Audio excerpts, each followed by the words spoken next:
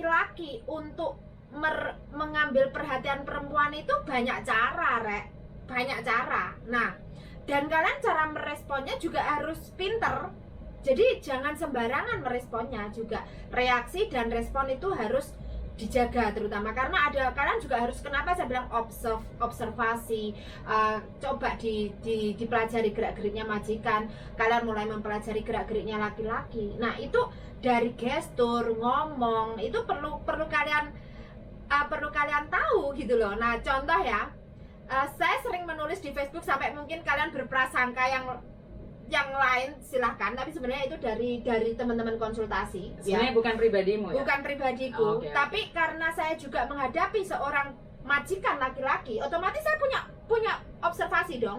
Betul kan? Nah, GR atau observasi? Observasi, saya tidak akan GR ya. Observasi, karena di dalam diri saya sendiri tujuan saya tidak ada yang namanya saya mau menikah dengan warga Hongkong. Kecuali kalau saya memang mempunyai tujuan, itu akan berbeda lagi ya. Karena sekali lagi rezeki jodoh itu Tuhan yang atur. Iya, jadi jangan membatasin itu juga. Nah, tapi di sini kan begini ya, observasi saya begini. Laki-laki itu bagaimana sih? Mau ikut tungco, mau ikut bioceng ya. Jadi ekspresi dan juga attitude itu perlu kita observasi. Kan depend also your response. Ya, jadi respon kita bagaimana? Laki-laki sehansap-hansapnya laki-laki, kalau kamu tidak merespon, nggak ada masalah. Ya, respon kamu tegas itu berbeda. Karena saya pernah kerja di restoran di mana semua orang bule, karena aku kerja di restoran Itali dan tahu sendiri orang bule udah punya istri atau punya pasangan, mereka masih mencoba gitu loh. Iya, kalau bisa, suka. Tapi itu tidak gitu loh. Nyoba ya kan? Kenapa enggak gitu loh. Nah, itu tinggal kitanya bagaimana memberikan batasan tegasan. Nah, kalau kalian mau berhadapan dengan laki-laki, hanya ada 3 cara, Mbak. Pertama, money involved. Kedua, when they get angry. Ketiga, living together. Nek kowe urung living together, ora usah ngomong wong lanang kuwi apik. Nek mung transfer duit ae, alah wis biasa, kowe duit iso golek dhewe.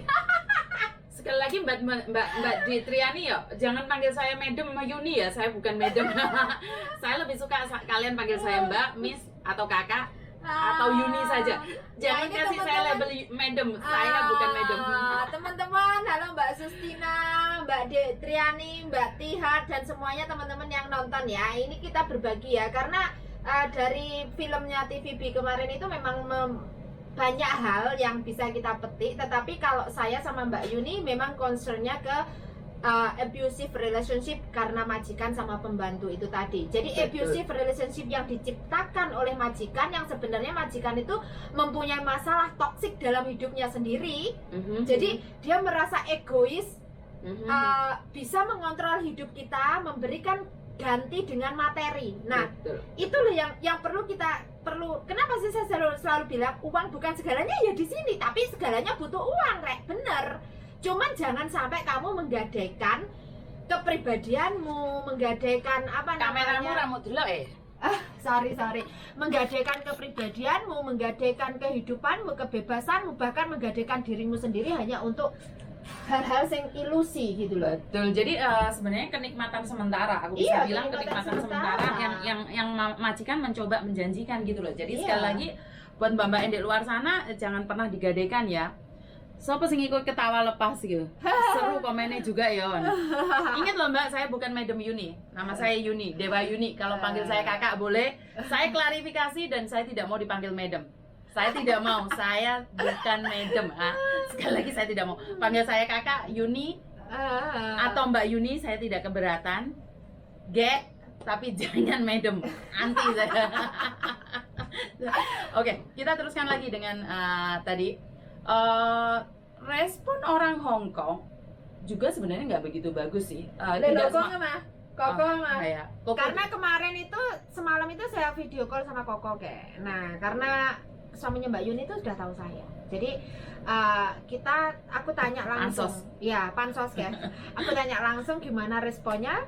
Beliau menyatakan tidak tepat. Tidak setuju dengan film itu, bahwa seolah ada generalis di sana, ada seolah mengumpamakan semua pembantu itu seperti itu, kurang lebih terus sampai menyebut kewarganegaraan. Bahkan itu potret seolah warga Hongkong pun juga semua majikan seperti itu. Makanya dia kan dia nggak terima. Ya memang sih ada satu di situ yang generasi muda itu kan kayak potret di mana beberapa generasi kayak Mbak Yu. Mm-mm. Generasi di mana stereotip yang old fashion, ya kan, very old fashion, di mana kowe iki cuma pembantu, kowe iki nggak dua hak yang hak sama dengan kita, kastanya diperlihatkan banget kayak. Nah terus ada juga yang majikannya sih pura-pura ya. Kalau majikannya itu lebih ke faking, di mana dia mempunyai kepribadian dua, kepribadian ganda. Ya ganda, di mana dia terlalu sensitif dengan kalimat kungyan, maid, helper, Whatever. Nah, kenapa di saat aku ditanya sama iCable,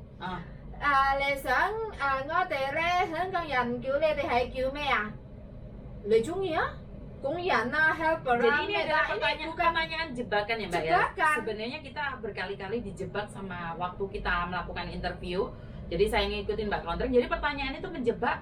Sebenarnya kamu itu pingin di-appreciate atau kamu itu pingin dipuji atau pingin jadi artis. Jadi untungnya Mbak Kontreng tahu diri di mana tempatnya. Jadi saya sempat khawatir Mbak Kontreng akan meluapkan kemarahan. 5, 1. Yang kedua, comeje, maaf ya Pak Siti. Jadi aku takutnya dari situ. Ternyata pesan saya sama Mbak Kontreng sama-sama mengeluarkan kata-kata, tolong keluarkan kata-kata yang baik. Jadi kita harus okay. bisa menempatkan dengan siapa kita berhadapan dan bagaimana kita menempatkan diri. Karena di saat saya di interview itu kan menempatkan bukan diri saya saja, tapi sebagai perwakilan pembantu, bahkan nggak hanya Indonesia tapi seluruhnya. Siapa yang kamu wakili? Nah, lupa kamu siapa? Nggak ada.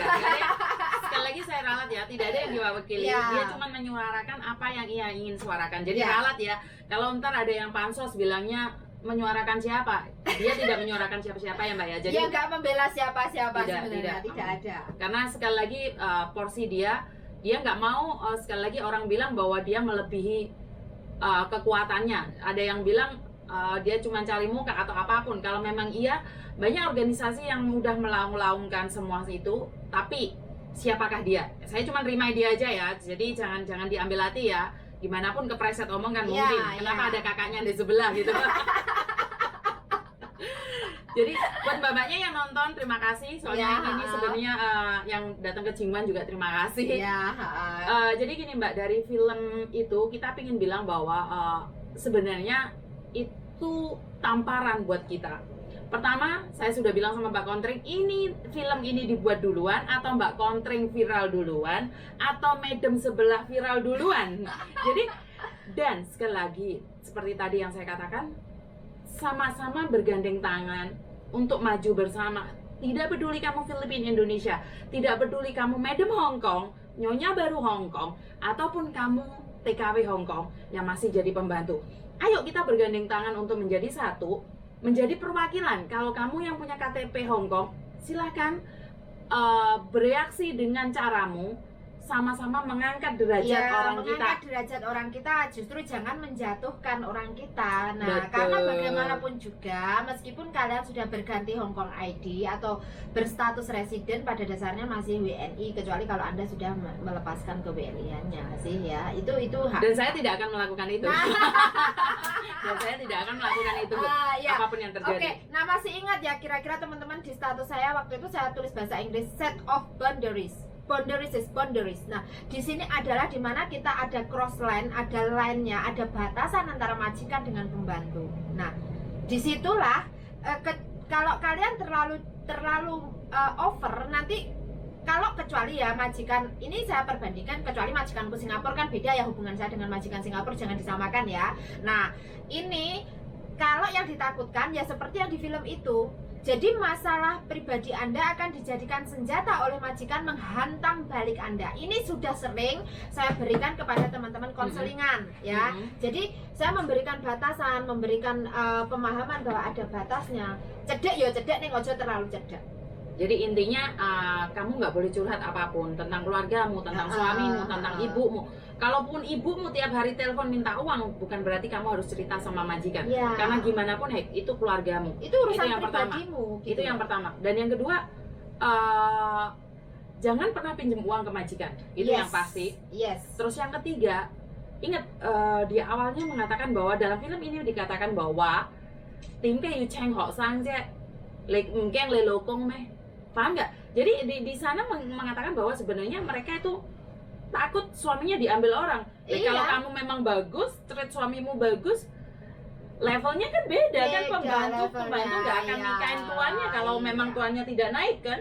Sebentar lagi kalau tuannya naik daun ya itu salah Itu beda pribadi lagi ya. Ya sebenarnya gini kalau masalah ini kan tergantung respon ya teman-teman, respon saya lebih ke arah ke self awareness respon. Nah karena laki-laki itu pada dasarnya hamsak, itu sudah otak mereka didesain. Kalau kalian mau belajar tentang kejiwaan laki-laki itu sudah didesain maksimum dari otak laki-laki itu mesum.